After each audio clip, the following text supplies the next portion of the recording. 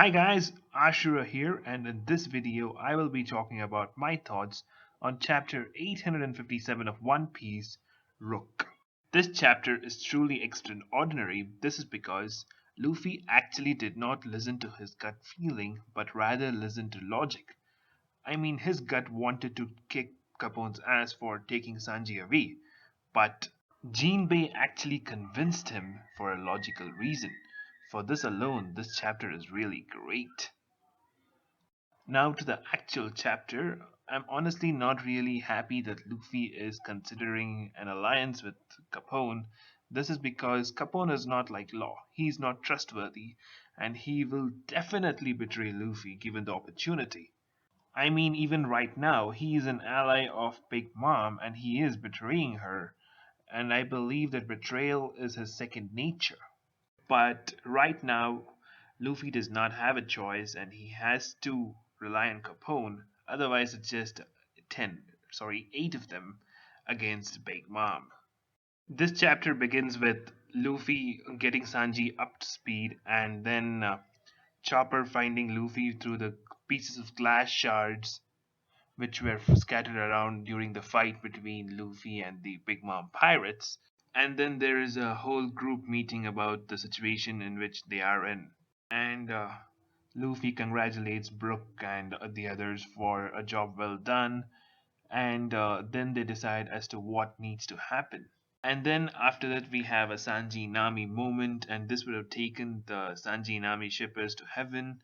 And the way in which Nami said, "I won't forever forgive you," was brilliant. And she also said that, "Look, whatever happens, I'm gonna take your ass back to the Sunny." So that was pretty good. One more thing that was really interesting is the way Oda brought out the fact that Luffy had been saved by Reiju, and Luffy was a debt to her, so he absolutely cannot allow her to die.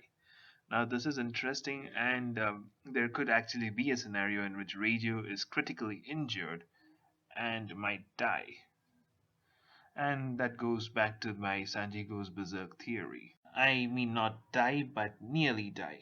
After this, we are actually shown a little about Capone's past, and we find out that Capone was one of the five mafia leaders, which was kind of expected, and he enjoyed in killing or taking out the heads of animals and watching their suffer. So he was a sadistic bastard, and he actually did the same thing to all his rival organizations. He would kill off their head and watch their gang suffer. That was him, and he continued doing so once he entered piracy.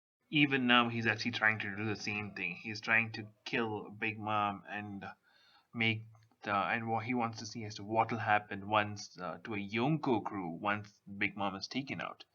So this guy has some serious issues right out there. After this, Jinbei says his master plan, which is to ally with Capone, and he's actually so confident about his skills, and he believes that Luffy will believe Jinbei, and he has already set up a meeting with Capone.